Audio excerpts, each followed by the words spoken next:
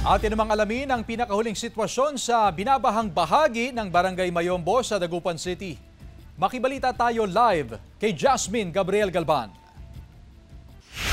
Jasmine? Chris, sa mga oras nga na ito ay malakas ang buhos ng ulan sa lungsod ng Dagupan at maging ito nga sa aming kinaroroonan sa bahagi ng Barangay Mayombo.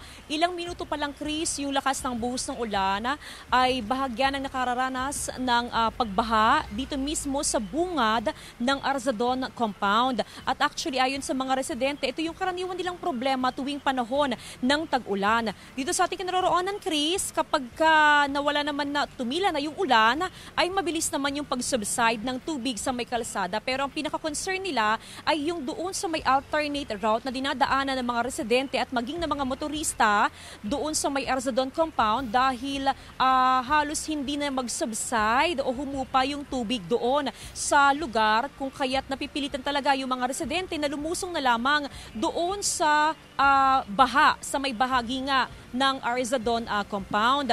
Actually, Chris, nakausap natin ang punong barangay ng Barangay Mayombo at doon sa kanyang update na ibinigay sa atin dahil kaninang umaga ay nakausap niya mismo ang City Engineering Office at ayon sa Barangay Chairman ay meron na raw nakalaan na pondo para doon sa construction ng drainage at maging doon sa road elevation sa bahagi ng alternate route na lubog nga sa baha. At umaasa nga ang barangay officials, ganoon din yung mga residente at mga motorista na sa oras na matapos nga yung proyekto ay makatulong ito sa mga residente at maiwasan na yung ganitong mga problema sa baha dito sa kanilang lugar. Chris?